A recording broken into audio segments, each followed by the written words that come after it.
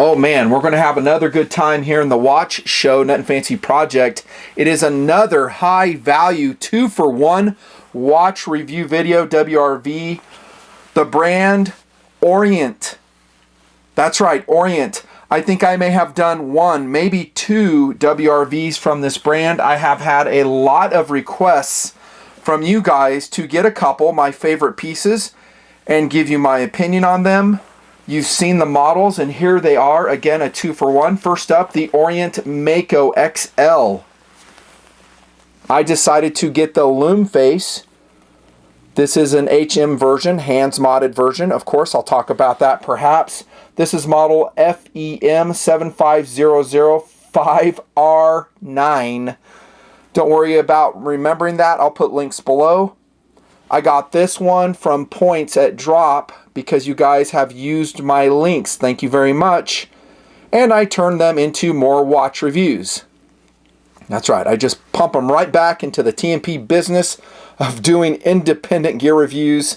Orient Mako XL. That's the first one we will consider. And then we have the Orient Dive Watch. And I really like this one. It's called the Kanno. If I'm saying it right, Kanno. Standard dive appearance. In most respects, there are some things that I really love about the Kanno. This is model number RA-AA010B19A. Again, don't worry about remembering that. I'll put a link below. Okay, first up. This one here I got from Drop. I purchased this one. Orient did not give them to me. Like I said, I use those donation dollars, maybe the click dollars that you give me, just to get more product for review. That's what I did here in Drop, and I think I might have some screenshots of that. This Orient Mako XL was available in some really cool colorations.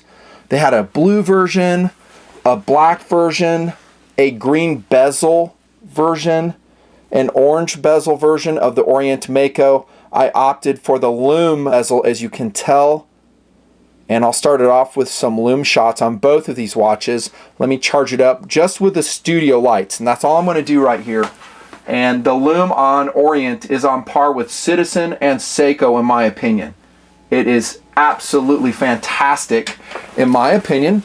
And that's what this show is about, my opinion. Look at the loom face, dudes. That is a freaking flashlight. Yes, it will die down over time. I painted the hands stark black. You can see it is not a problem viewing the time at night. Heck, you can even make out the day and date on this version of the Orient Mako XL. I know you guys would love this piece. I think this will be extremely popular with you guys, especially ones that love the Orient brand. And there is the Kanno loom. Notice there's no loom pip on the bezel on the Kanno, so a little bit of a downside. Not too bad, not too bad. There's your thumbnail probably right there. Super cool.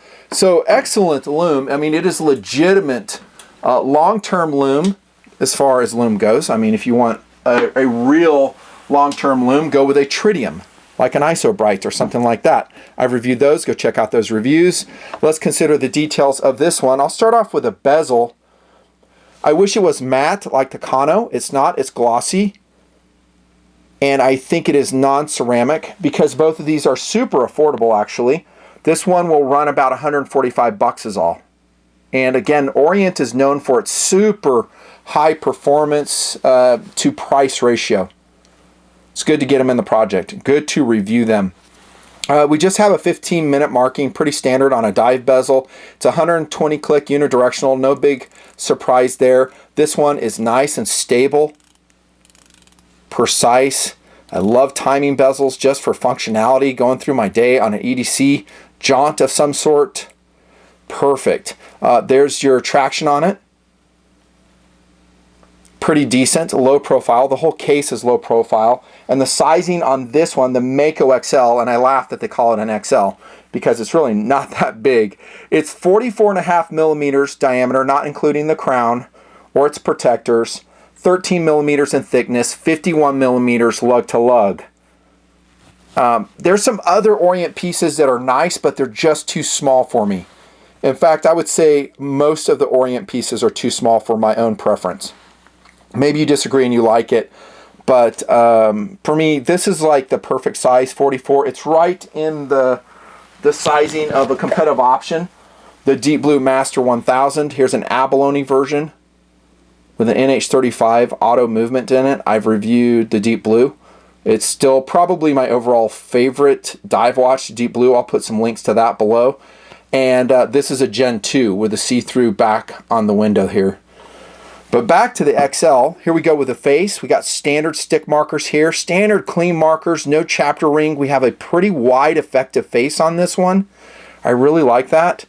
This one sports an Orient movement, which is Epson. Orient movement, it's a 46943 auto, 21 joule with a 40-hour power reserve if you care.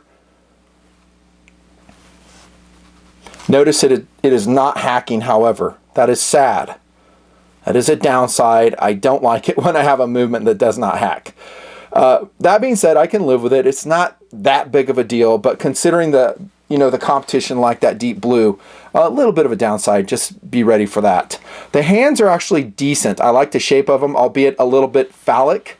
I did not like how this version came. I thought they were shiny. I might have a screenshot of that, and I'll roll it in somewhere during the WRV. Yeah, it just wasn't doing it for me. And so with that loomed face, you saw what I did.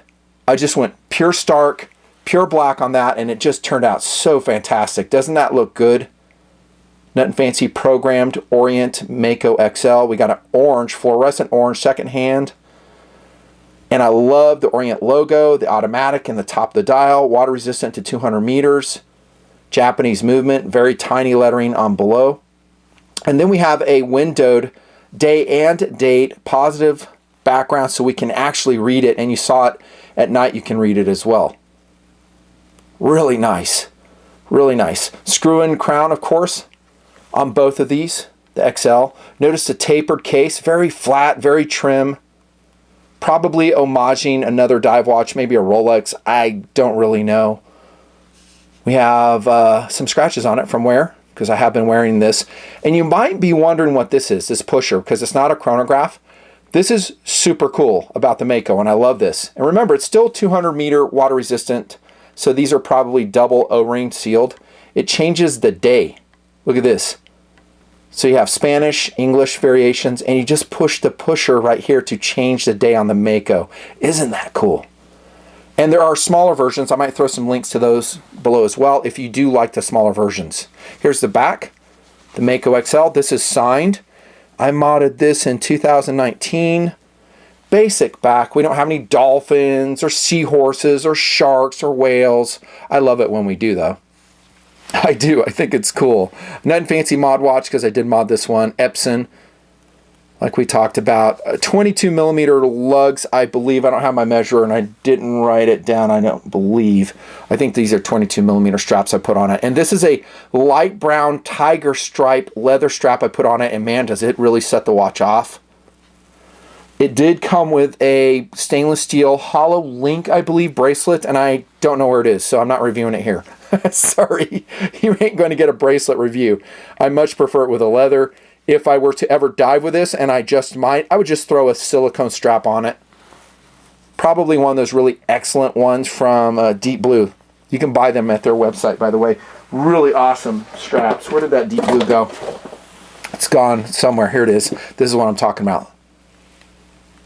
So these are wetsuit capable, and they're very stable, so they stabilize the watch on your wrist most excellently. There you go. That's a Mako XL. Really like this watch a lot, especially after the mod. Now here we go with a Kanno. And this I have in inventory. I'm going to keep this watch as a competitive option because I do talk about this one a lot, the Deep Blue brand, and I don't want to sound repetitive. Too late, Nutnfancy. Okay, I want to sound less repetitive, and I want to show Orient. And I really like this watch. The sizing is just about like the XL. It's perfect, I think, for a lot of wrist sizes to include females. 44 millimeters this away, 13 millimeters, and then 50 millimeters. It's almost identical to this one. And just like the XL, it's got a crown guard on it right here. Now, I like this bezel better because it is matte finished. Really nice bezel. The one thing I don't like about it is when we don't have the minute graduations to the 15-minute mark. A slight miss, but it seems like it's just a little bit less precise than the XL bezel. Less precise than Seiko, Citizen, and the Deep Blue product. A little bit. It still works. It's unidirectional, but it's just not super duper crisp. Again, it's an affordable Orient dive watch, so I'll put up with that. I did not send it back or try to get warranty service on it. Coin edge bezel on this one. I like this bezel just a little bit better than the XLs that I talked about. Here's the face. We have standard dive markers, stick markers. You saw the lume already. Sword hands in this variation. That's pretty rare in a dive watch, I found. Pretty rare. You just don't see it that much. Deep Blue has had variations of it. I generally don't like the Seiko or Citizen dive hands. The goofy looking hands, I've talked about that. These are almost pure white. I would never hands mod this one, and the lume on it is fantastic. Against a black background, super legible. We've got a pip on the seconds hand. Again, a positive day-date display right here with a separated window. Almost identical to this one. And this movement is a little bit different. It's an F6922, 21 joule. I think the same power reserve. I think this one does hack. We'll unscrew the crown. Yeah, it does hack. So the Kanno hacks pretty excellent. 40-hour power reserve again. 22mm lugs. We have polished and frosted stainless steel surfaces on the 316L case on the Kanno. Here's a back. We get a little adornment here, not much. I do love it. I love it when they put marine creatures, a nautilus shell, a sea monster of some sort, a sea dragon. I would love it. We do have a screw-in case back, of course. No big surprise there. Then we have a diver accordion here on this rubber strap. It's actually silicone. And this is, you know, meant to expand, supposedly, when you go, you know, wear this over a dive suit. I've worn these before diving, scuba diving. They don't work. They don't. They just look cool, and more importantly, they help ventilate sweat away. So this has a textured surface underneath. This is a stock strap, by the way, on this one. And that will help ventilate some sweat away. And then we have the keeper right here. Clasp. No Orient logo on this one. That's this side right here. We have a barbed strap right here. And then we have whatever the heck that is. I guess it is two dolphins. Is that what this was? I can't really tell here, but here it's two dolphins. That's cool. I think it's the same right here. I just can't really make it out. And it's kind of cheesy. It's just kind of lasered on as an afterthought. Here we have an Orient logo of some sort on the crown. So that's cool. Yeah, I really like them. Competitive options. Again, these are affordable pieces. I think anything under $200 in the dive realm, you should consider as cheap. Not cheap as in, you know, quality, but affordable. And both of these Orients do it. I really like both of the pieces. Don't forget about the Casio MDV108 module 2784. It's 44 by 12 by 49. I paid $40 for this one. Yeah, I'll put a link to this one as well. The Casio MDV108 is like a standard of dive watch value. This is HM'd by myself. I went pure white and orange. And I put a K decal in it, which makes it look even cooler. And it's running on a very simple gray NATO strap. Look at this. So, dude, I love this watch, especially after I programmed it. It's way, way more attractive to me personally to wear. Not that it was horrible in its stock configuration, but I just found I really wasn't reaching for it too often as a daily wear piece, especially with this crappy plastic strap, which I threw in the garbage. This is a strap monster for me. I'm constantly swapping them out. Great dive watch competition to this one, the Orient. However, this one is not automatic. It is a quartz. A quartz, of course. But these are autos. They're affordable autos. One hacks, one doesn't. Great colorations are available also in the Kanno, I believe. And look around. Just find the one you like. I think the classic black with these white sword hands is my favorite. And then obviously for the Orient Mako XL FEM 75005R9, I like this one. The loomed face, fantastic. Let me know if you grab these pieces, if they make you happy or not. Love to hear from you in comment. Thank you so much for the support. By the way, on the table we have a BF109, which served the entire time on the German side during World War II, all the way from the late 30s until the end of the war and a little bit thereafter in some other countries. What a great paint job it is on this one. Look at that. Super cool variation of a BF109. Lots of personality. I love how they painted them. And I have a note on this one, Terebo. Not sure what that means, I forgot. And then we have a Sherman tank, M4A3E8. Look at this one. Speaking of great paint jobs, fantastic. You'll see more of these pieces in other videos. No doubt, watch the background in the bunker. I'm always putting up some fun props. Quick 2-for-1 WRV. Look at that. Under 16 minutes. Over and out.